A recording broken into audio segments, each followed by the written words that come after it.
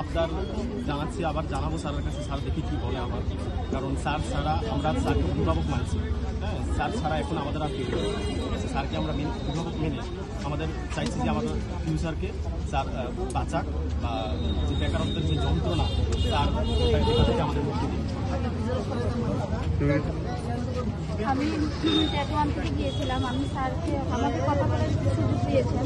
তো আমি বললাম যে স্যার টেন্ডারি আনসারকে দেওয়ার পরে যে প্রশ্নগুলি ভুল হয়েছিল ওইগুলির তো আমরা পুরো এনসিইআরটি রেফারেন্স সহ জমা দিয়েছি, তাহলে ওইগুলি কেন পরিবর্তন করা হলো না?